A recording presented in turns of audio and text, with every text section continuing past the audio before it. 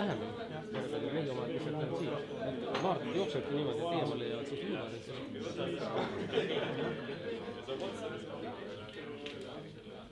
David, ära, et hakkame võib-olla pihta, et kell on sealmaal, et võiks üldiselt pihta hakata, et täiesti tavapäratult siis arengufondi happy hourite või õnnelike tundide kontekstis seltskond on äärmiselt maskuliinne. Et ma ei tea, kas see on teema või on see esitlejate või hoopis ilmasüü, ma ei tea, aga igal juhul suht tavapäratu ja ta seltskonna mõttes on. Natuke mõned on, jah? Nüüd ikka mõni on. Suhteliselt maskuliinne, nagu ma ütlesin. Et teemaks on meil biometaani töö, mida me oleme teinud siin suurusjärgus aasta jooksul, selle presenteerimine, ettepanekud, kuidas biometaani toota Eestis kasutusele võtta, ehk siis lühidalt vastamine nendele küsimustele, mis Villem siia esimesele slaidile kirja pannud on. Kui te lubate, siis ma teeks sissejuhatuseks sellise 6-minutilise ekskursi põhjustesse, miks me selle asjaga üldse tegeleme, miks see on meie fookusvaldkonnas. Et see pilt, või ütleme need 4 tegevust siin, esimene siin üleval süsteemi analüüs, teiseks stsenaariumide koostamine, valik, kolmandaks valikute elluviimine ja tulemuste mõõtmine on, ma arvan, et enamuste teie jaoks kuidas ma ütlen, triviaalsuskuubis. Et nii tegelikult tegevused käivadki.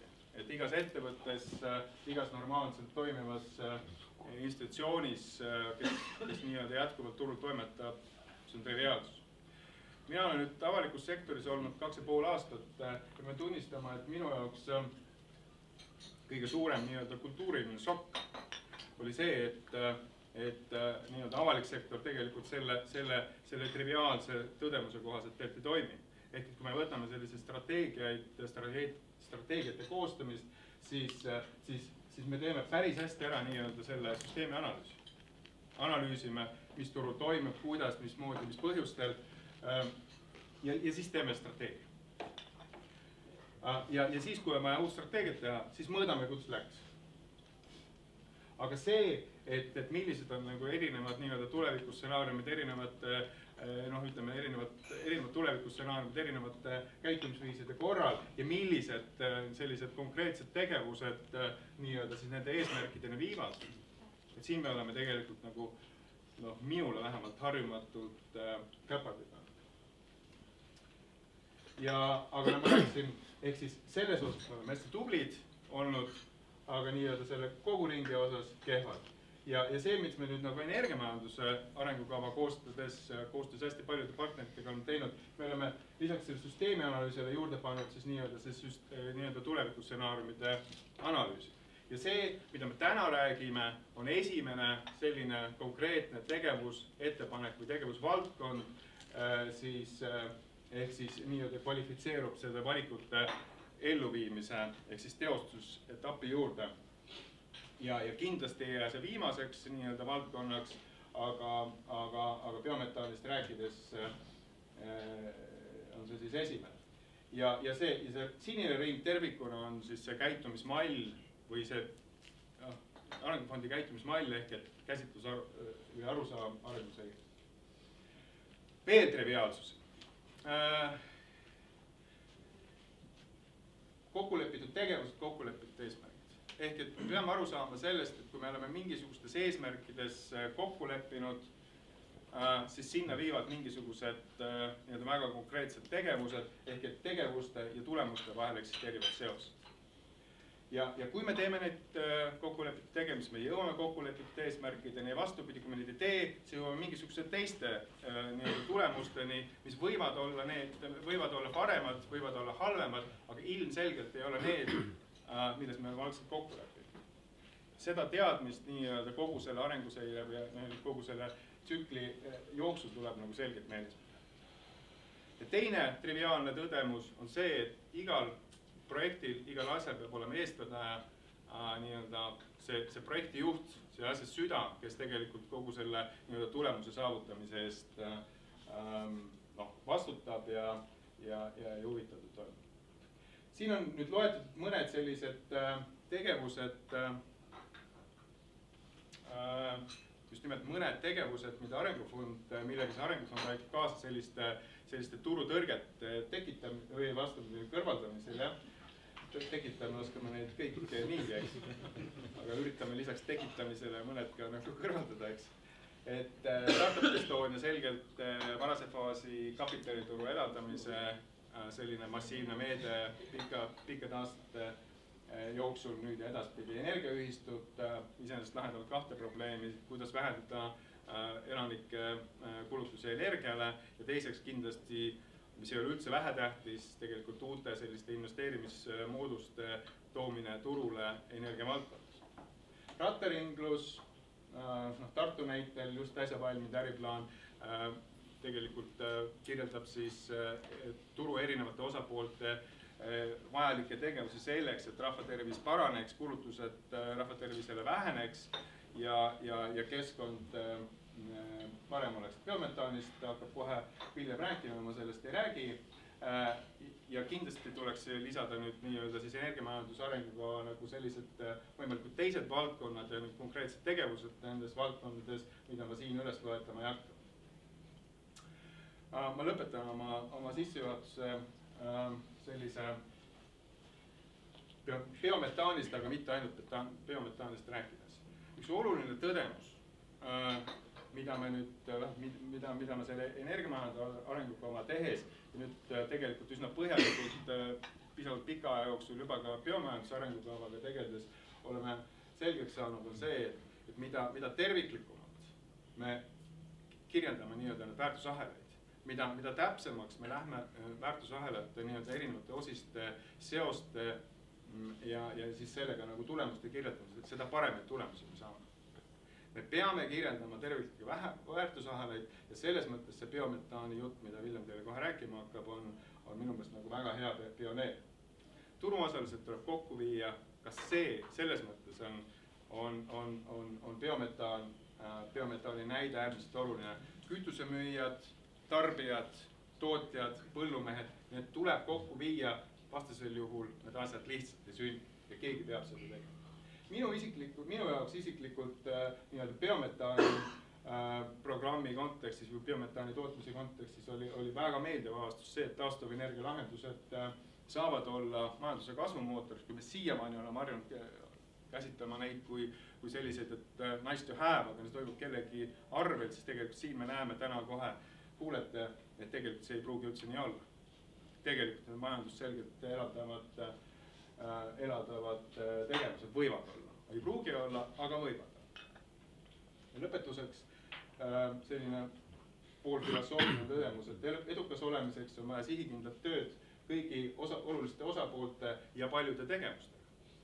Ehk et kui me lihtsalt teeme mingid tegevusi, sellepärast et neid on tore teha, et keegi on mõelnud, et need tegevused tuleks ellu viia, siis me nagu väga kaugele ei jõua, aga just nii-öelda sihikindel töö osapoolte vahel kokkulepete eesmärkide saavutamisel. Et aga siit ma arvan, et neid põhimõtteid järgides, võib-olla neid meeles pidades on kasulik, neil on kasulik meeles pidada nii-öelda ka Villemi jutu puhul siis biometaani tootmise ja kasutamises ole hea võtta üle. Mul on korralduslikult see ettepanek, et kuna Villemi ettekanne on nii-öelda üldiselt üksikule minev, ehk et alguses räägib üldises plaanis ja siis hakkab nii-öelda detailiseerima. See ettepanek, et võtaks need küsimused, kommentaarid päris lõpus, sest paljudele küsimustele võivad olla nii-öelda vastused tema ettekande hilisemas osas ja samamoodi pärast Villemit võtab sõna siis Siim Meeliste majandusministeeriumist, et kuulas tema jutu ka ära, ta on 6, 7, 8, 10 minutit, eks, ma saan nii aru, eks. Et võtaks selle ka ära ja siis võtaks nagu küsimused, kommentaarid. Meil on see ettevõtmine salvestatakse, mis tähendab seda, et need küsimused ja vastused jäävad liidile, et keegi ei pea muretsema selle pärast, et kas tema juttu arvesse võetakse või mitte ettepanekuid ja ei pea minema kuskile, tuleb siia ette, mikrofon võtab seda kogu ruumist, aga Villem, ole hea. Tervist! Nimi on Villem Pohu. mina olen biometaani analüüsiga tegelenud tänaseks pool aastat ja võtnud ta tükkhaaval läbi. Ja see, mida me täna räägime, on siis need üldistused või järeldused sellest pooleaastasest analüüsist. Aga see ahel, mille me täna läbi arutame, on siis kõigepealt, et miks me sellega tegeleme või tegelema peaks, mis on põhieeldused, siis räägime nendest alusteadmistest, mille peal me oleme siis kokku kirjutanud või kokku pannud väärtusahela, biometaani tootmise kasutamise väärtusahela. Ja siis võtame sellest väärtusahelast välja siis meid huvitavad küsimused, nagu näiteks mõjud riigieelarvele, kütuseturule ja nii edasi. Aga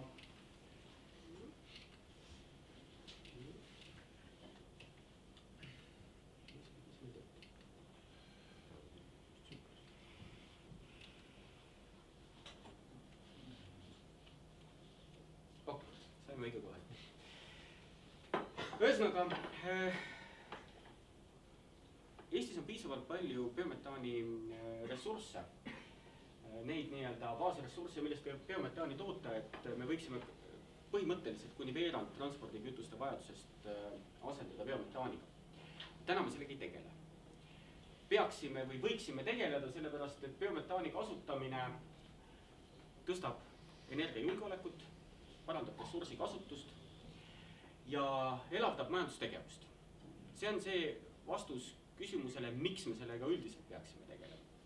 Miks Arengufond tegeleb nüüd järgnevate küsimustega, ehk et kas see toob kaasa jõukuse kasvu, kuidas ta mõjutab tööjõuturgu, kuidas ta mõjutab kütuseturgu, mis mõju avaldab riigieelarvele.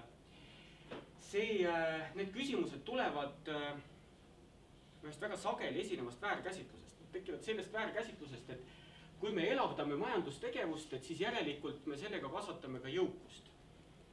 Ei ole nii. Mitte alati see ei ole nii.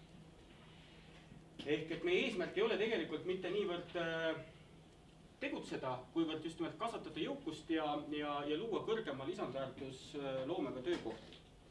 Miks see nii on? Seletan ühe näite varal. 2 nädalat tagasi käisin Soomes ühes põllumajandusettevõttes, täiesti juhuslikult sinna sõites tee ääres sõitsin kruusatee ja raielangi serva pealt biometaani tankla. Müüvad biometaani. See tankla on ühendatud kohaliku reoveekäitlusettevõttega ja siis nad tassivad sinna igasugust muud biolagunevat materjali ja sealt siis toimub selle gaasi tootmine ja müük. Tegin siis sellest müügidispleist ka pilti. Esiteks on see, et see CNG on seal ligikaudu 1,5 korda kallim, kui ta on meil, aga see ei ole iseenesest. No nii. Puuteekraan. Aha. Nii. Et see on 1,5 korda kallim, kui ta on CNG, kui ta on Eestis, aga see selleks. Ma ei näinud seal mitte ühtegi klienti ega ühtegi inimest. Vaikus, ka siit tagasi peegeldavast ekraanist on näha, et ka teisel pool on mets. Totaalne Soome kõnnumaa. Looduslikult väga ilus koht. Käisin, ajasin oma päevased asjad ära ja tulin 6 tundi hiljem mööda seda sama kruusateed tagasi. Ja mõtlesin, et kõik on korra sisse, me vaatame uuesti. Täpselt see sama display oli täpselt samamoodi. Ehk 6 tunni jooksul ei olnud külastanud seda tanklat mitte keegi. Oleme optimistid ja eeldame, et see ei ole mingi 2 nädala vanune display näit. Et see oli juba nädalaid seal samamoodi olnud. Et see on, et eelmine klient oli vahetult enne mind ja järgmine klient oli vahetult peale mind. Ma tean, et võib-olla mõne kuu tagune me oleme Heikiga tankinud sellest tanklat. See ei ole teie näit, jah? Ei mäleta peast. Ühesõnaga 10 eurot 6 tunni kohta. See tähendab 40 eurot ööpäevas. See tähendab pisut alla 15 000 euro aastas. Isegi kui ma nüüd 10 korda eksisin, ja see tegelikult müüb läbi 150, on see ikka veel siuke, see ots-otsaga koos ei käi, see ei tasu ära. Ehk et mis tehtud on? Tehtud on seda, et kohalik omavalitsus on pannud raha sisse, tõenäoliselt on siin ka mõne Soome keskkonnafondi raha, kõik on õnnelikud, jaam läigib, aga majanduslikku mõtet ei ole, ta ei loo seda väärtust. Küll elavdab majandust. Ja selliseid asju saab teha siis, kui sa oled piisavalt jõukas, elavdad majandus ära, pärast oled pisut vähem jõukas, aga mudel justkui nagu toimib. ma ei taha sugugi soomlasi kritiseerida, see on lihtsalt näide, kuidas on võimalik nii-öelda luua kuvand sellest, et näe, ju töötavad lahendused. Tegelikult ju makstakse kinni. Aga mida me siis peaksime tegema selleks, et toota biometaani niimoodi, et see jõukus ka kasvaks? Meie analüüsi ettepanekud on, et efektiivseks kasutusele võtuks on meil vaja seda toota võimalikult suurtes jaamades, eelistatult toota sellistes jaamades, mis on ühendatud gaasivõrka ja püüda asendada maksimaalselt bensiini.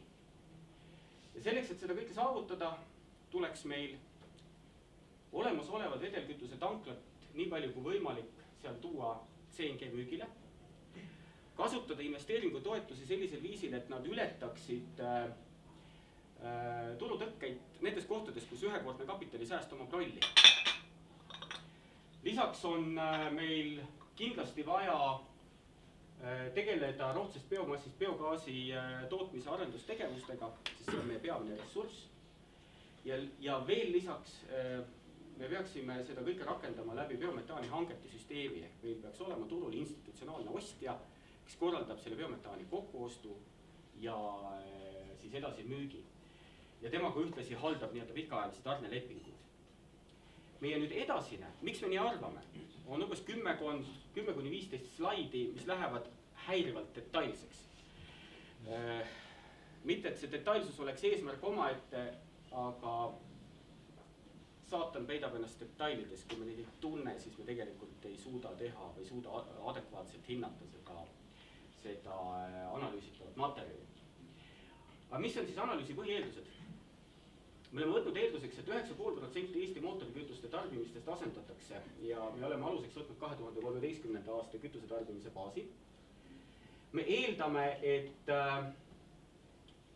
biometaani tootmisel on omakapitali tootlus 20%. Me oleme eeldanud enam-vähem tänaseid transpordi hinnatasemeid. Me oleme eeldanud veidi madalamat silo hinnataset kui see, mis ta on täna nii-öelda tavapärane. Me oleme eeldanud seda, et CNG asendamisel bensiini vastu kulub CNG 1,1 korda energia siis sisalduse mõttes rohkem, diisli puhul 1,4. Siin on näha ka bensiini, diislikütuse ja CNG hinnad. Ja kõike seda me veel edaspidi nii-öelda hakkame detailsemalt lahti seletama, et mis on siis nii-öelda nende eelduste taga. Aga me oleme ka võtnud arvesse selle, et riigieelarve neutraalsus on tagatud, ehk kõik koormused, mis tekivad riigieelarvele tulenevalt biometaani kasutusele võtust, liiguvad tagasi mootorikütuste aktsiisi maksu näol turule. Ehk et riik ei maksa peale. Nüüd minu käest on juba korduvalt küsitud, et kas ma taastuvkütuste direktiivist ka räägin. Ei, me ei ole mitte silpigi kirjutanud sellest raportisse. Ühel väga lihtsal põhjusel. Direktiiv ei mõjuta seda tasuvust mitte kuidagi. See, et kusagil on direktiiv ja meil on kohustus ja kohustus üle minna, sellel ei ole tasuvusega nagu sisemise tasuvusega nagu mingit pistmist. On tore, et on, aga ta ei puutu ökonoomikasse. Paraku. Nii, ressursid. Sellelt kaardilt vaatavad vastu Eesti rohumaad. Need on võetud PRIA andmebaasist ja nad on kuvatud kahe värviga. Punane ja roheline. Punased alad on nüüd need alad, kus rootne biomass läheb väärtusloomesse. Väärtusloomesse selles mõttes, et temast saab kas piim või liha. Ja seal, kus on rohelised alad, siis seal ta suure tõenäosusega väärtusloomesse ei lähe, teda ei väärindata mitte millekski mõistlikuks. See analüüs on kokku pandud Eesti Maaülikooli agronoomide Rein Veeraltai Aareselge siis biomassi modelleerimise baasilt. Ehk nende arvutuse põhjal oleme võtnud eelduseks, et suurusjärk 2,2 miljonit tonni kuivainet igal aastal tekib rohumaadel.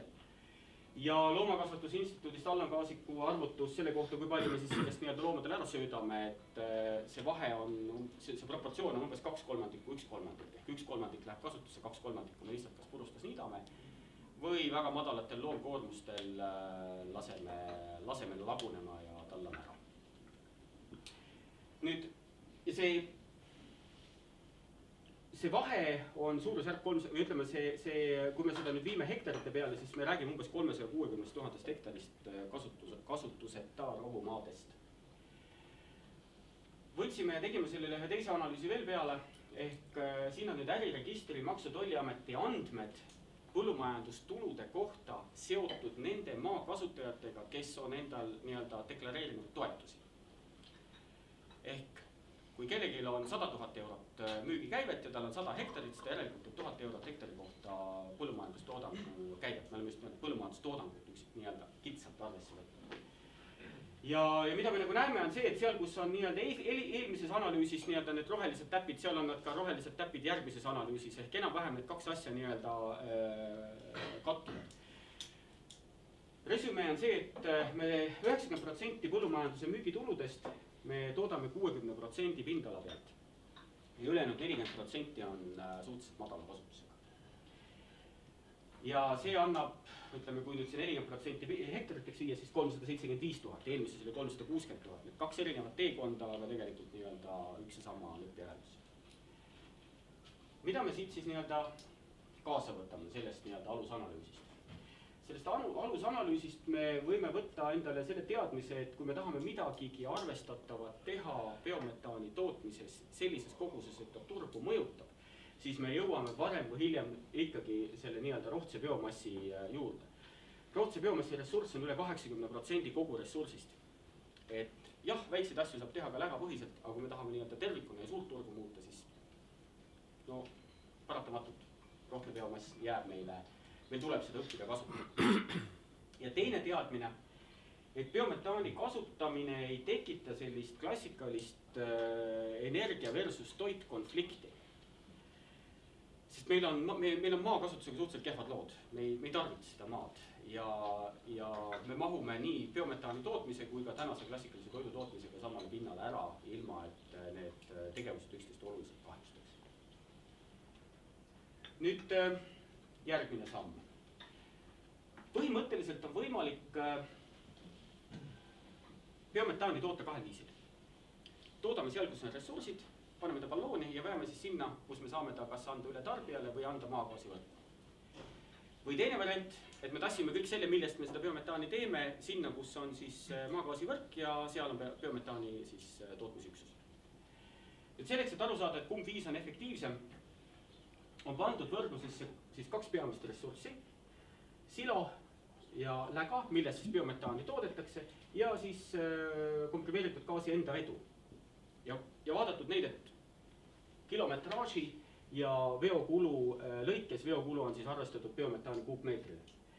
Kuni 50 kilomeetrini on mõistlik Eestis silo vedada, sealt edasi hakkab juba gaasivedu muutuma odavamaks. Ja see viitab sellele, et see 50 kilomeetrit, kui nüüd veel lägast rääkida, siis kuna läga on oluliselt väiksema energiasisaldusega, siis läga puhul on see mõistlik transpordiraadius suhteliselt väike. Teda tegelikult väga palju liigutada ei tohi ja see on ka järjekordselt seesama viide, et mida enam me saame teha silopõhiseid jaamu, seda efektiivsemalt me oleme. Täna tehnoloogilistel põhjustel me peame selle läga ja silo kokku laskma kääritites ja suurem osa transpordikulust tekibki just nimelt selle lägaveost, mitte niivõrd selle siloveost. Aga vaatame, mida see tähendab, mida need transpordiraadiused tähendavad. Meil on väga head gaasivõrgud selles mõttes, et kui me nüüd paneme siia kaardi peale, meil kaks paralleelset diagonaali. Kui me paneme see 50 kilomeetrit peale siis, ja ka teisele poole, siis tegelikult meil on praktiliselt 80% Eestist jääb nende gaasitrasside efektiivsesse tegevusraadiusesse.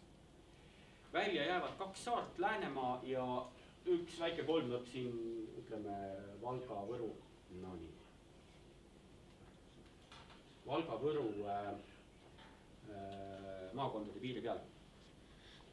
Ehk et meie ressursside paiknemine võrreldes gaasitrassidega on suhteliselt soodus. Ja see on nüüd see põhjus, miks me räägime oma ettepanekutes just nendest nii-öelda on-grid jaamadest, et võrku ühendatud jaamadest. Aga vaatame edasi.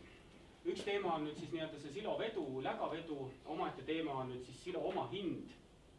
Ehk et millega me seda peamist siis biometaani ressurssi saaksime toota. Need punktid siin graafikul on Eesti Maaülikoolis piimakarjakasvatusettevõtete majandusnäitajate andmebaasist ja näitavad erinevaid siis oma hindasid erinevate toodangu koguste juures. Olgu ette ära öeldud, et see oma hinna ja koguse suhe on selles mõttes selline trikiga, et ta ei ütle mitte midagi kvaliteedi kohta. Mida kauem me selle niitega venitame, seda suurema massi me saame hektari kohta kätte, seda odavam on justkui see tonni hind, aga kvaliteet on täielik saaste, sellest tegelikult mitte midagi nagu mõistlikku ei biometaani ega piima ei saa. Aga see seos, et ehk mida suuremaks läheb see nii-öelda tootmismaht, seda madalamaks tuleb oma hind, no see äärmiselt loogiline majanduslik seos eksisteerib ka siin. Nüüd küsimus on selles, et meie püstitasime kui me nüüd räägime biometaani programmi rakendamisest, siis tegelikult on küsimus selles, et praktiliselt silo tootmise maht Eestis kasvab, ütleme 1,5 korda. Ja sellise mastaapse kasvu juures ei tohiks me jääda kinni nii-öelda tänasesse status quo'sse, vaid mõtlema sellele, et kuidas see hakkab siis nii-öelda silo tootmise nii-öelda oma hinda mõjutama. Aare Selge, Aadi Remmik Maaülikoolis tegid meile analüüsi selle kohta, et milline on efektiivne silo tootmisüksuse nii-öelda mudel ja juhul, kui on kogu masinapark täielikult ära rakendatud.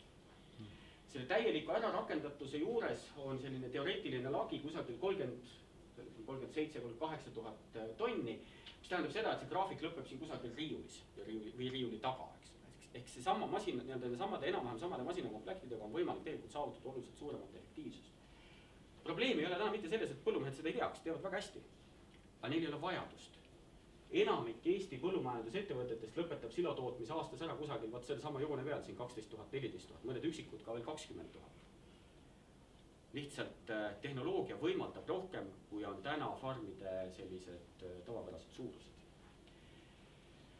Nüüd teine teema, mis silo omahinna arvestamisel tekitab nii-öelda küsimus on see, et kui me vaatame nüüd kitsalt oma hinda ennast, siis Selge Remmiku arvestuses nad pakkusid välja, et see oma hind selle 37 000 juures võiks olla kusagil 27 eurot, 26,8. See on nüüd oma hind, mis võtab arvesse kulud. Ta ei võta arvesse siis toetusi. Kui me võtame sealt toetused maha, sest toetus peaks olema teoreetiliselt oma hinda vähendav ja paneme juurde siis 20%-lisele omakapitali tootlusele arvestatava kasumi osa, siis tegelikult tuleb see hind madalam, 22,7. Me seda hinda siin Sadal Agro ja GoAgro esindajatega korduvalt niimoodi arutasime ja klaarisime ja lõpuks ma võtsin 10% kõrgem 25 eurose hinnataseme aluseks. Ehk et siit tuleb see 25 või selle 25 loogika, et me vaatame nii-öelda tegelikult tulevikus tekkivat turgu ja tulevikus tekkivat efektiivsust ja või ütleme tehnoloogia paremat ära kasutamist.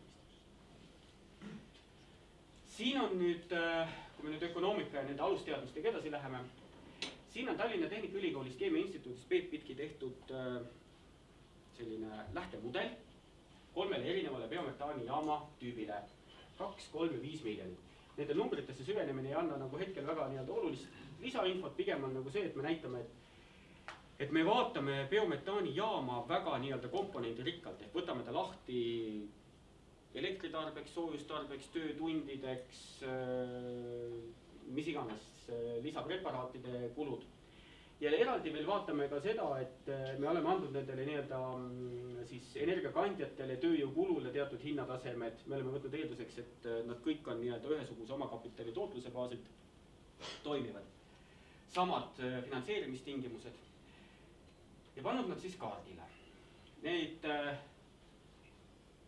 Need punased 3 tükki on nüüd siis Peebu poolt tehtud mudeli siis mudelarvutuste baasilt tulnud tulemused, ehk et hinna ja koguse punktid asuvad siin. Ja need ülejäänud sinised on siin nüüd erinevate jaamade andmed, mis on siis kas arvutuslikud, näiteks Nelja Energia ja Eesti Biogaasi Assotsiatsiooni siis andmed. Või siin on ka Saksa tootjate toimivate jaamade andmed. Aga miks me just seal eelpool rääkisime nendest komponentidest on see, et Saksa jaamade andmed on lihtsalt meie tingimustesse ümber arvutatud. Meil ei ole mõtet võtta nende tööjõuhindasid või elektrihindasid ja nende baasilt järeldusi teha. See on siis arvutatud kõik võrdsetele tingimustele. No, selge on see, et ka siin eksisteerib mastaabiefekt, ehk mida suuremaks läheb jaam, seda madalamaks läheb tootmise omahind. me oleme Bpifkiga sellise kompromissi teinud kusagil selle 5 miljoni kuupmeetri juures selle seisukohaga, et see tõenäoliselt on see maht, millest väga palju suuremaks me enam venitada Eesti tingimustes nagu jaama ei saa. See ressursside kokkuveo maht läheb lihtsalt nii suureks, et ta tõenäoliselt läheb nii-öelda ebarealistlikuks. Aga ja nüüd üks asi veel, mis puudutab alusteadmisi. Me tegime analüüsi selle kohta, kuidas Eestis tanklavõrk ja gaasivõrk on omavahel nii-öelda seotud.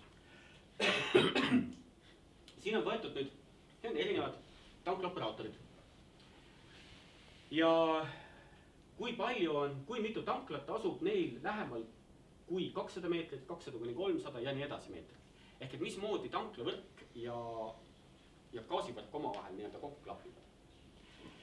Tulemus mind tegelikult üllatas selles mõttes, et ma ei uskunud, et need või tanklad meil nii palju gaasitrasside otsas istuvad, aga kusagil kolmandik vedelkütuse tanklatest on sisuliselt maagaasitrassi vahetusläheduses.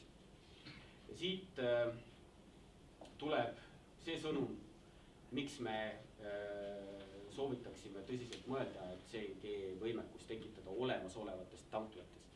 Sest seal kliendid käivad, raiesmiku serval nad ei käi. Seal nad käivad, seal nad on harjunud käima ja seal nad näevad ka seda CNG silti ja kui nad on see piisavalt kaua näinud, siis nad ka suudavad hakata omaks võtma seda mõtet, et võib-olla järgmine auto on gaasiauto. Nii, aga nüüd me läheme nüüd juba siis sellesse analüütikasse sisse detailsemalt. See on nüüd biometaani väärtusahel. Eeldusel, et seda biometaani toodetakse 5 miljoni normaalkuupmeetri suuruses mahus, siis tootmisüksus on 5 miljonit normaalkuupmeetrit aastas. Kõik need numbrid on eurot normaalkuupmeetri kohta. Meil on siin komponendid, millistest komponentidest siis see hind koosneb ja meil on 4 sektorit. Siin on Eesti Maaülikooli andmed, logistikat on meil aidanud Tõnis Hintsov, logistikaekspert siis analüüsida, pluss me oleme teinud selle peale siis ka selle KIS-analüüsi, et kuidas mis on need nii-öelda keskmised vahekaugused teoreetilistes nendes gaasivõrgupunktides. Tootmine on siis Bpifki välja töötatud need baas- või lähteandmed ja jaotuse maksu puhul on siin Eesti Gaasi ja veel 2 Saksa ettevõtte sellised ütleme, indikatsioonid sellest, et milline on siis kulustruktuur CNG müügil siis jaetarbijale.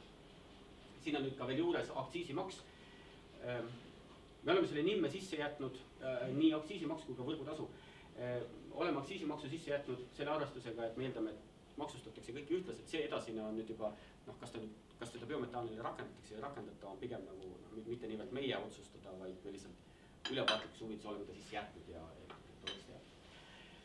Nüüd pöörame tähelepanu sellele, millest koosneb, olen siin välja toonud punasega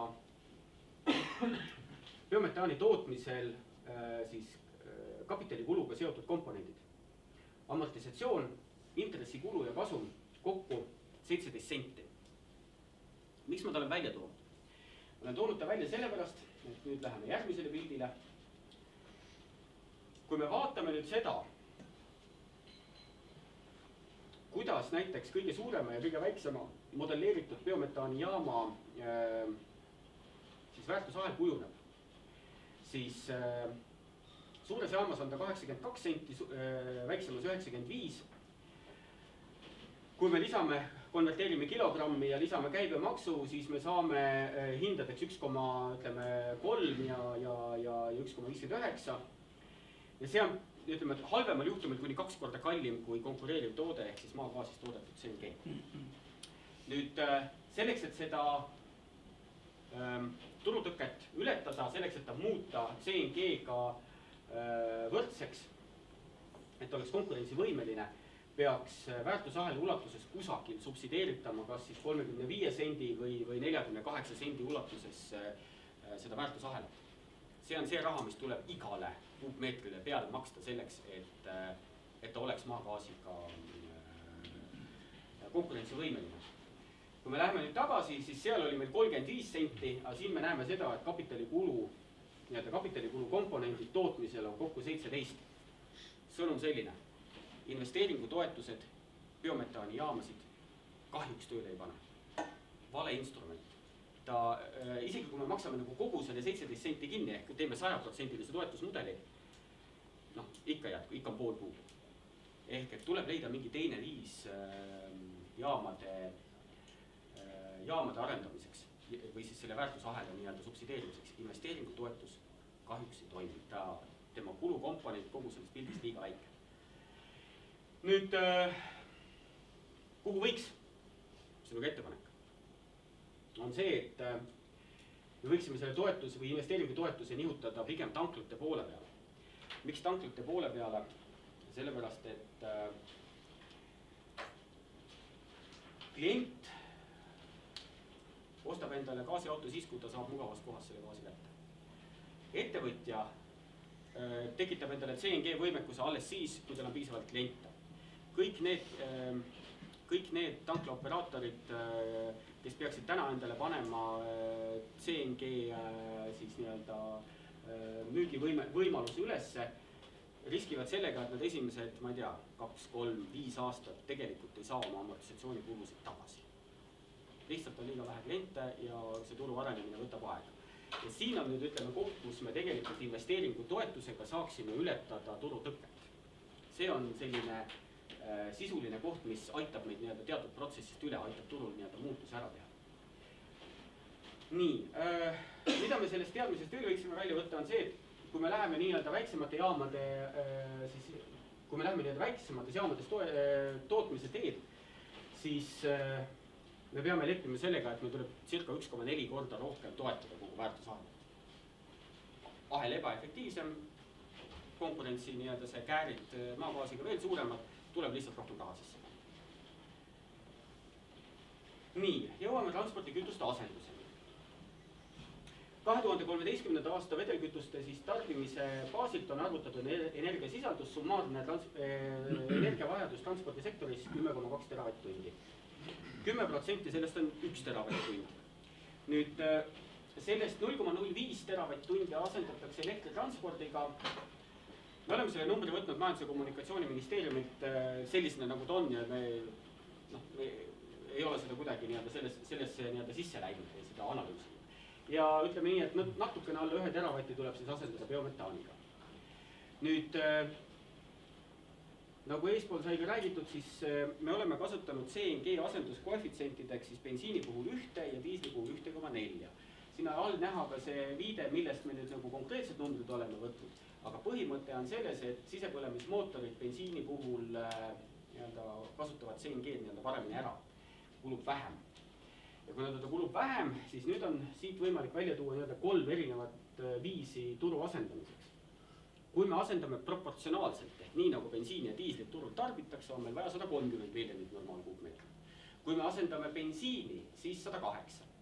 Kui asendame diiselkütust, siis 139. Ehk see tähendab seda, et selle sama transpordi ülesande ära täitmiseks on bensiini asendus soodsam, kulub vähem. Ja siit hakkab paistma siis see, miks me räägime bensiini asendamisest. Nüüd jõuame siis nende tulemusteni. Mõjud riigieelarvele. Kui me vähendame vedelkütuste tarbimist 10%, siis järelikult me jätame ka aktsiisi laekumisel mingist osast rahast ilma. See mingi osa on siin välja toodud, kuna stsenaariumite lõikes on siis proportsionaalne bensiin, diisel ja kõikidel juhtumitel 2 erinevat jaama suurust. On erinev, siis pisut erinev ka, ütleme see vahemik on 31 kuni seal 41 miljonit eurot on siis vedelkütuste aktsiisi laekumise erinevus sõltuvalt stsenaariumist. Nüüd teisest küljest me samal ajal põletame mingi osa täiendavat diiselkütust selleks, et seda biometaani toota põllumajanduses ja logistikas. See toob meile aktsiisimaksude laekumisena tagasi seal pisut üle 2,23.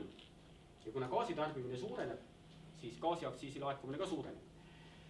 Need on nüüd need muutused, mis tulevad turust ja siin on nüüd selle turukorraldusliku meetme. See on nüüd absoluutväärtus, mis vastab nendele miljonitele normaalkuupmeetritele, mis tuleb siis seda väärtusahela üleval hoidmise huvides sisse panna. See on see rahaline väärtus.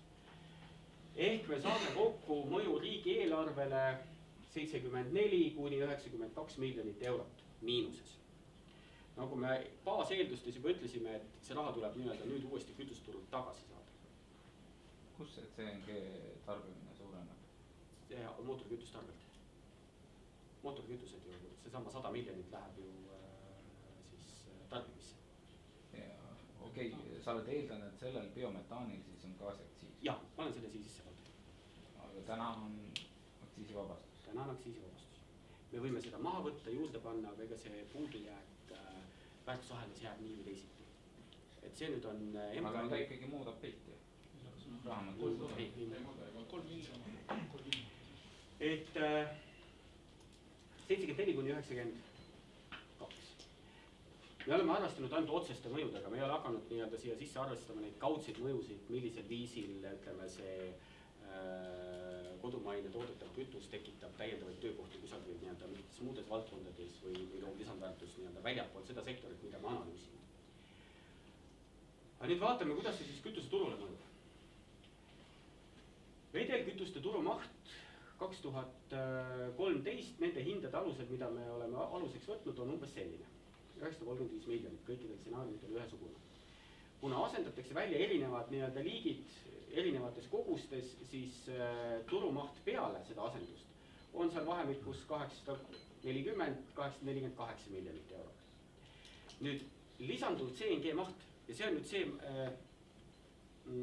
see on see CNG hind, mille tarbija tanklas kinni maksab. See on see, mille ta nii-öelda otse nii-öelda tanklast ostab. Ja lisanduv maksukoormus on nüüd see, mille ta kaudselt kinni maksab. Sinna lisanduva maksukoormuse sisse on nüüd kõik kogu see subsideerimise ahel sisse arvutud. Ehk et kui me vaatame nii-öelda turumahtu peale muutusi ja siis seda kallinemist, siis meil tekib siit nüüd nii-öelda see jaotus, kui palju kallineb siis, mis on nii-öelda kütuseturu kallinemise siis muutus. 3,2% kuni 7,7%. No me täna elame hetkes, kus kütuseturg kõigub üles alla, ma ei tea, pluss-miinus 10%, et see 3,2% muutus on selline, mida tarbija tõenäoliselt vist väga ei taju. Parandagu mind, kui keegi oskab seda paremini hinnata. 7,7, ma eeldan, et seda hakkab nii-öelda, see hakkab tekitama nii-öelda teema. See on juba asi, mille peale valija hakkab häält tõstma tõenäoliselt. Aga mitte see ei ole oluline. Oluline on nüüd see, et me peaksime vaatama, mida me selle kütuseturu kallinemise vastu saame. Me saame selle kütuseturu kallinemise vastu täiendava panuse lisandväärtusloomesse. Ehk see on nüüd nii-öelda see, mille võrra me majandust elavdame, need on need komponendid, mis lähevad siis SKT arvestusse. Tööjõud, kasum ja amortisatsioon. SKT arvestus või lisandväärtusarvestus sissetulekute meetodid. Ja siin nüüd erineb see lisandväärtusloome, ütleme 42 kuni 65 miljonit eurot. Triviaalne ettekujutus on see, et mida rohkem on SKT-d, seda parem, mida kõrgem on lisandväärtus, seda parem. Ja see ongi nüüd see sama koht, miks me alustasime sellest Soome tankla näitest, eks ole, et ei ole. Et sa võid nii-öelda sebida rohkem ja nii-öelda rohkem nii-öelda käivet tekitada majanduses, eks ole, ja see kõik nii-öelda läheb SKT arvestusse. Aga tegelikult me peaksime vaatama seda, mida mudel annab? Mudel annab lisandväärtust 42-65 ja mida ta võtab? Ta võtab kütuseturu kallinemise 30 miljonist eurost kuni 72 miljoni euroni. Meid huvitab nende kahe suhte, kuidas need kaks numbrit omavahel suhtuvad, mis on nende proportsioon. Ja siit eristuvad kolm gruppi. Suhteliselt nii-öelda sellised looduslähedase vaesumise projektid on need, kui me asendame proportsionaalselt kütuseid väikeste jaamadega tootes ja asendame diislit väikeste jaamadega tootes. Enam-vähem paigale me jääme nii-öelda oma jõukuse mõttes siis, kui me teeme seda sama aga suuremates jaamades. Ja kui me nüüd tahame oluliselt lisandväärtust või me tahame oluliselt jõukust kasvatada sellisel viisil, et lisandväärtusloome on kõrgem kui kütuseturu kallinemine, siis me peaksime hakkama kaaluma bensiini asendamist ja eelkõige siis läbi suurte jaamade. Ja siit tuleb nüüd välja see, miks pärast toetamine on kasulik selleks, et me, kuidas öelda, see on nii-öelda see aruka toetamise mudel. Toetada võib igasuguseid asju, aga mõningatel juhtudel me lihtsalt toetame looduslähedast vaesumist. nii, olemegi vist jõudnud enam-vähem lõpusirgele, vaatame ühte asja veel. Kuidas see kõige edukama mudeli ehk bensiin 5 miljonilised jaamad ja bensiini asendus, kuidas see nii-öelda sektorite lõikes välja näeb? Napilt, aga kõige suurema lisandväärtuse tegelikult korjab siit kokku põllumajandus. Sinna läheb kõige enam neid nii-öelda komponente. Pisut vähem on siis biometaani tootmises. Aga kui nüüd vaadata, et tõenäoliselt on nende biometaani jaamade rajamine ikkagi pigem nii-öelda kas siis põllumajanduse või nendega väga tugevalt nii-öelda need põllumajandusettevõtetega väga tugevalt seotud ettevõtete nii-öelda töö sisud, siis me selle mudeliga liigutame raha põllumajandussektorisse. Ja me liigutame seda selliste ettevõtete kätte, kes täna tegelevad piimatootmisega ja siis keskmiselt iga 3, 4, 5 aasta tagant on hämmingus, et kuhu nad selle piima nüüd panna jälle panevad, et see käib niimoodi. See aitaks maha nii-öelda võtta seda survet, seda tsüklilisuse survet piimatootmiseks. Ja siia juurde toodud siis ka veel seotud töökohad. Ma olen just nimelt kirjutanud seotud, sellepärast et see ei tähenda, et need töökohad tekivad juurde kogu ulatuses. Kokku 285 seotud töökohta. Biometaani tootmine on nüüd see koht, kuhu tekivad uued töökohad. Neid töökohti täna ei ole. Aga põllumajanduses ja logistikas on see pigem nii-öelda tehnoloogia parema ärakasutamise stsenaarium ja seal on küsimus selles, et need samad töökohad loovad lihtsalt suuremat lisandväärtust. Kui me vaatame nii-öelda seda, nende kahe numbri proportsiooni, 42 ja 285, siis lisandväärtus seotud töökoha kohta aastas tuleks juurde 146 000 eurot. Seda on 3,5 korda rohkem, kui see on eelmise aasta Eesti keskmine. Ja siit need järeldused tulevad, ehk see, millest me nii-öelda alustasime. Toodame suurtes jaamades, toodame võrku ühendatud jaamades, asendame võimalikult palju bensiini. Kui me seda teeme, siis meil piisaks sellest, ütleme, 109 miljonist normaalkuupmeetrist aastast toodangu mahust. Me kasutaksime sellega ära tegelikult ainult veerandi sellest ressursist, mida me teoreetiliselt oleme arvutanud. Ehk see tähendab, et me oleme suhteliselt nii-öelda turvalises kohas ka ressursi nii-öelda kättesaadavuse vaates. Me mõjutame sellega kütuseturgu 3,2%, kallinemine 3,2%, absoluutnumbris 30 miljonit eurot, aga lisandväärtuskomponente ehk seda, mis läheb SKT kasvu, oleks 41 miljoni euro eest ja seotud töökohtade siis väärtusloome 146 000 eurot aastas. Nüüd siin tuleb mõningaid asju veel silmas pidada. On siia alla toonud välja sellised asjad nagu strateegilised eesmärgid ja taktikalised meetmed. Kogu minu teksti ei tasuks võtta selles kontekstis, et nüüd kõik, ütleme, kõik muud tegevused kui bensiini peale üleminek on mõttetud. See päris nii ei ole. Kui me vaatame seda, mismoodi eratarbija langetab oma otsust kütuse vahetamisel, siis kõigepealt ta peaks olema teadlik sellest, et see CNG on olemas. Tal on üldse olemas see võimalus CNG peal minna, see võiks tema valikutesse üldse mahtuda. Järgmiseks tal peab olema võimalus see hetk käes, et ta tahab autot vahetada. Lihtsalt niisama keegi autot ei vahetada, tal peab olema see auto jõudnud ka sinna maale, et tal on see vahetamise hetk käes. Siis see CNG võimalus mootori valikuna peab kombineeruma veel kõigi muude eelistustega ka, et on sobiv automark ja nahksisu ja sobiv mootori suurus ja ma ei tea, mis iganes seal juures veel käidaks. Ja siis on tõenäoliselt veel see komponent ka, et see mingi muu emotsionaalne impulss ka, et naabril on. Nendest 4 asjast saadab riik juhtida ainult esimest, ehk seda, et muutuks CNG nähtavaks. Kõik ülejäänud on tegelikult riigi jaoks suhteliselt juhitamatud asjad. See on nüüd bensiini vaade. Kui me räägime diislist, siis seal on riigil võimalik minna ja kokku leppida vedajatega, ühistranspordi liinide kaudu, mis iganes viisil. Diisel on paremini juhitav. Riigi poliitika mõttes paremini juhitav. Aga see ei tohiks olla meie jaoks lõppeesmärk. Me saame sellega turu küll käima, me saame tootmisettevõtted tööle. Aga ega see meile, nagu me eelmisest analüüsist näitasime, mingit olulist, see viis ei too meile olulist jõukuse kasvu. Ja siit tulevad nüüd siis ettepanekud. Olemasolevad tanklad, mitte raiesmiku servad, vaid olemasolevad tanklad on need, kus me peame seda toodet müüma. Me peame ära tundma need kohad, kus investeeringu toetus aitab sellest turutõrkest üle saada. Me peame leidma finantseerimisvõimalusi selleks, et teha arendustööd rohtse biomassi siis kasutamise vaates. Ja me peame selle turu tekitama sellisel viisil, et meil on olemas institutsionaalne ostja. Keegi, kes seob ära tarbija ja tootja. Sest lootus sellele, et meil on põllumees X ja tanklakett Y ja nad teevad ütleme selle biometaani jaama elueaks 15 aastaks mingi siduva kokkuleppe ja seda 15 aastat nii-öelda hoiavad ka. See on liiga ebakindel ja kõik ebakindlused, mis turul on, lähevad lõpuks hinda. Kõrgem risk toob alati kaasa kõrgemate marginaalide soovi ja see tõstab lihtsalt hinda, siin ei ole mitte midagi teha. Ja koos institutsionaalse ostjaga peaks meil olema ka siis läbimõeldud hangete läbiviimise kord ja sellele järgneb ka tarnelepingute nii-öelda siis haldamine, et see, kes on hanke võitnud, tal on mingi aeg, et teha jaam valmis ja 15 aastat müüa. Aga ongi kõik minu. Kuhu me veel istame ka. Tuleb kohe siin.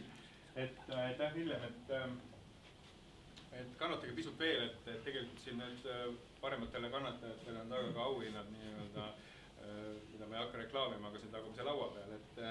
Et see minu meelest kogu see numbri poolt ma ei hakka kuidagi kommenteerima, selles mõttes, et neid on lihtsalt liiga palju ja Villem oskab minust palju paremini kommenteerida, aga üks oluline asi, mis koosneb kahest komponentist. Me peame selgelt eristama kahte tegevust. Üks on see, et kuidas turg käima tõmmata, seal võivad olla täiesti teistsugused nii-öelda sellest meie analüüsist erinevad käitumismudelid, käitumisviisid. Ja kui me oleme see turu käima saanud, siis me peame tegema ikkagi nii-öelda kogu väärtusahela põhiselt kõige mõistlikumaid otsuseid ja need ei pruugi omavahel korreleeruda. Eks see meie ettepanek, kuidas liikuda, nüüd kuuleme seda, kuidas Majandus- ja Kommunikatsiooniministeerium siin Meeliste näol meile nii-öelda tegevust edasi kavaldab. Ole hea siin. Suur tänu. Minu nimi on Siim Meeliste ja ma ei tea, kas asi on tõesti ilmas või sellises reedeõhtuses juba pigem hilises ajas, aga ürituse nimi on Happy Hour, aga millegipärast on kõikidel nii väga tõsised näod. Et kuidagi vähe lustakust on selles ürituses. Kõigepealt ma tahaks, kuidas, ei no, aga juba aitas, et natuke elavnes see üritus, et kõigepealt ma tahaks tänada Arengufondi ja eriti Villemit ja Peepu, kes on seda teemat eest võtnud ja pannud paberile siis selle suure hulga tööd, mida tuleb tunnistada, et kuigi nagu siin Peepu esitluse algusest võis jääda mulje, et selline nii-öelda, kuidas öelda, traditsiooniline strateegiline lähenemine ei ole tavapärane avalikus sektoris, siis mõndades valdkondades sellegipoolest lähenetakse teemadele üsna süsteemselt. Et aga tore on, et see lõpuks paberil on. Ma nüüd lähekski siit veidi täpsemalt siis riiklike eesmärkide juurde, millest Villem oma töös ei kirjutanud ja veidi selle nii-öelda taktikalise poole, et kuidas me nende eesmärkide saavutamise poole liigume ja kuidas meil on plaanis üldse see biometaani turg käima tõmmata. Kui me riigi poolt alustasime selle teema peale mõtlemist, siis meie lähtepunkt oli taastuvenergia direktiiv ja 10% eesmärk, millest paljud siin ilmselt kuulnud on. Ma sellesse täpsemalt ei lähe, kuidas need mehaanikad toimivad, kuid ütleme sinna Ahtoja eestvõtmisel ja energiatehnoloogia programmist finantseeritud tööde raames tuli välja, et meil on olemas biometaani potentsiaal ja meil oleks mõistlik seda kasutada just selle 10% eesmärgi täitmisele kaasaaitamisel. Ehk siis tegemist on kohaliku kütusega ja nendele analüüsidele tuginedes tundus tegemist olevat mõistliku tegevusega ja tegelikult, nagu Villemi tööst järeldada võib, on see seda siiani. Sellepärast, et kui me räägime biometaani potentsiaali kasutamisest, siis me räägime kütuse tarbimisest, mille hind jääb alla traditsioonilise bensiini ja diisli hinna tõenäoliselt. Et natuke kvantifitseerida neid eesmärke, me oleme sisemiselt võtnud endale eesmärgiks, et 1–3% kogu transpordikütuste tarbimisest biometaani ka asendada, on ambitsioonikas eesmärk, kuid võiks olla tehtav. See tähendab, et kui kogu 10% eesmärk biometaani mõistes oleks umbes 130 miljonit kuupmeetrit biometaani, siis 1% kogu transpordikütustest tähendaks umbes 250-300 liinibussi, mis sõidavad aastaringselt biometaaniga. See on siis eeldusel, et mitte ükski teine sõiduk peale nende liinibusside biometaani ei tarbi. Ja et seda jälle kuidagi perspektiivi panna teie jaoks lihtsalt, et oleks kuidagi mõistetav, millistest kogustest me räägime, siis Tallinnas on umbes 400, natuke üle 400 liinibussi. Ehk siis tegelikult me räägime väiksemast arvust liinibussidest, kui sõidavad Tallinnas igapäevaselt ringi. Nüüd, et jälle natuke visualiseerida, tegemist on happy hour'iga, vabama õhkkonnaga, ei läheneks nii väga teaduslikult sellele teemale. Olen ma siia loonud väikese graafiku, kus meil on kasutatud biometaani tootmispotentsiaal, mis tinglikult lõpeb sellel graafikul 130 miljoni kuupmeetriga. Ja sellele graafikule ma joonistasingi nii-öelda 2 erinevat faasi. See on just see, millega siis Villem ja Peep lõpetasid. Ehk siis meil on pilootprojektide faas nii-öelda selle turu käivitamiseks ja meil on selline suurem ja mõjukam pikaajaline faas kogu selle meie arvates siis majanduslikult mõistliku potentsiaali kasutamiseks. Nüüd, kui rääkida konkreetsetest meetmetest, konkreetsest taktikast, kuidas seda turgu käima tõmmata, siis on meil nii-öelda jälle filosoofiliselt lähenedes meetmeid, mis kestavad ainult selles pilootprojektide faasis, ehk siis mille mõte on siis ületada selline tehnoloogia turule sisenemise barjäär, ehk siis tuua turule need esimesed kuupmeetrid biometaani ja demonstreerida, et selline asi üldse võimalik on. Meil on meetmed, mis võib-olla käivituvad selles pilootprojektide faasis, kuid millel on pikaajaliselt, ütleme nii, kuupmeetrite kasutusele mõttes just pikaajalisem mõju. Siia kuuluvad näiteks aktsiisipoliitika on väga hea näide ja muud sellised toetavad regulatiivsed meetmed.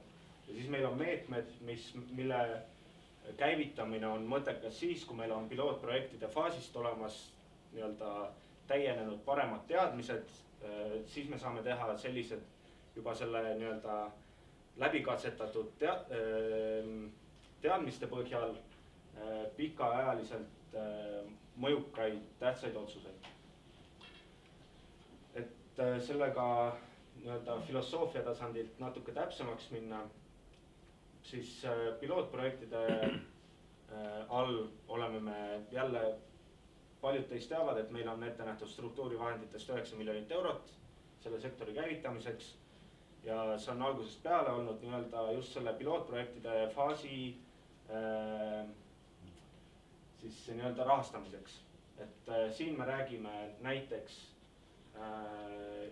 kui see omavahel niimoodi proportsionaalselt ära jagada, me võime siin rääkida ühistranspordi hangete toetamisest, mis võivad jääda suurusjärku umbes 250 bussi. Me võime rääkida siin tankimistaristu toetamisest. Nüüd selle suurema potentsiaali rakendamise puhul, nagu Villem ka välja tõi, on tähtsad sellised pikaajalised ja mõjukad turukorralduslikud meetmed. Nende meetmete all me võime mõista näiteks erinevat sorti ostukohustusi, me võime mõista feed-in premiumi, ehk siis me maksame lihtsalt hinnavahet kinni, kuid pikaajaliselt me võime ka jätkata näiteks tankimistaristu kui ergutava meetme. Me võime ka pikaajaliselt tankimistaristut toetada. Et see on nagu väga lühidalt ja filosoofiliselt kõik, ma siin väga detaili ei hakanud minema, sest ma arvan, et siin arutelu ongi suur osa selle tänase pärastlõuna mõttest, eks? Ma arvan, et Siim, et tegelikult nüüd on kõigil võimalus see pidu paremaks panna.